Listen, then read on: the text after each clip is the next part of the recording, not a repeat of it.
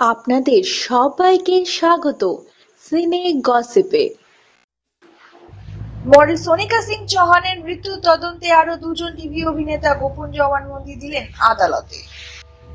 Model Sonika Singh চৌহানকে নিয়ে বাড়ি ফেরার পথে অভিনেতা বিক্রম চট্টোপাধ্যায়ের গাড়ি দুর্ঘটনায় মৃত্যু হয় মডেল সোনিকা সিং চৌহানের।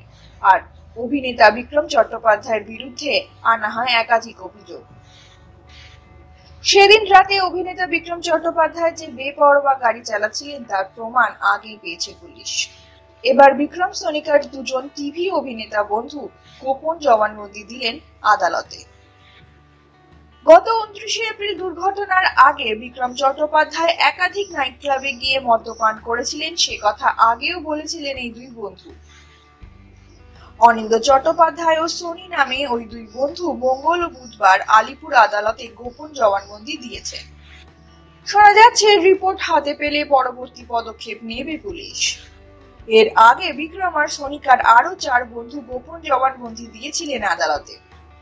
একটি জনপ্রিয় সংবাদ মাধ্যমে প্রকাশিত খবর অনুযায়ী এক তদন্তকারী অফিসারের কথায় বিক্রমের গাড়ির ইভেন্ট ডেটা রেকর্ড দেখেও বিশেষজ্ঞরা গাড়ি 100 কিলোমিটারের বেশি গতিতে চালানো হচ্ছিল বলে জানিয়েছে। তাছাড়া বিক্রম আর সোনিকা যে যে নাইট ক্লাবে গিয়েছিলেন সেখানকার বিল ও প্রত্যক্ষদর্শীদের বয়ানও অভিযুক্তের মদ্যপানের কথাই বলেছে।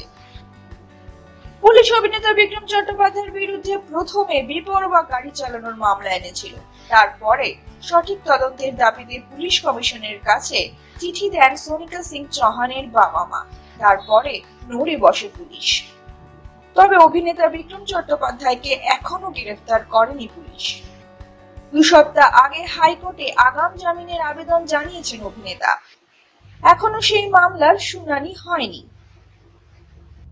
তো বন্ধুরা, অনিন্দ্য চট্টোপাধ্যায় আর সোনির বয়ানে কি পাল্টে যাবে পরিস্থিতি? অভিনেতা বিক্রম চট্টোপাধ্যায়ের বিরুদ্ধে দ্রুত পদক্ষেপ নেবে পুলিশ?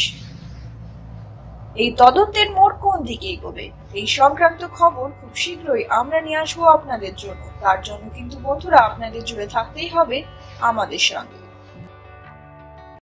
আমরা হলাম সিনে গসিপ, জুড়ে থাকুন আমাদের সঙ্গে, সাবস্ক্রাইব করুন আমাদের এই ইউটিউব চ্যানেলটি।